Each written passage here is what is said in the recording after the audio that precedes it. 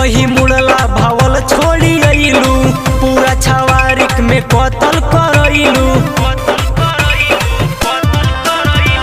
सपही मुड़ला भावल छोड़ी अइलू, पूरा छवारिक में कतल करइलू। तोहरे चक्कर में सारा ठावा पागल, चढ़ल जवानी के कारण में जाई तोहार ढोड़ी छिलाई।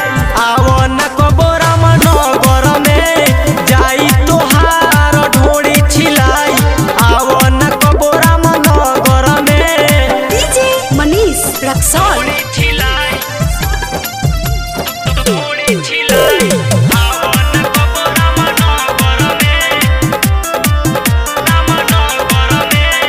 मठिया मुजरा में लागल ह पाता, ढोलिया तोर सगरो सुनाता।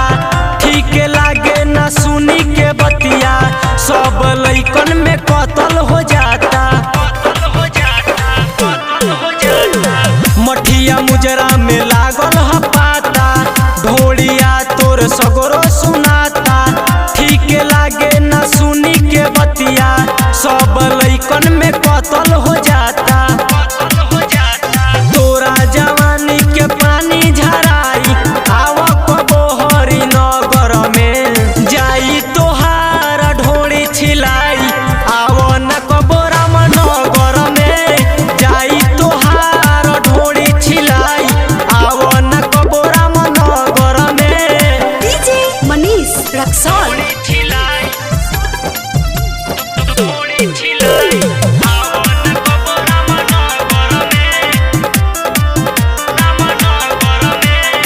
करण कुंदन के चलल ह पाता, तोरे के देखी के सब पागलाता। बिकी पारता बेऔधे से गोलू, एही के सकबा भी तोहरे पजाता। करण कुंदन के चलल ह पाता, तोरे के देखी के सब पागल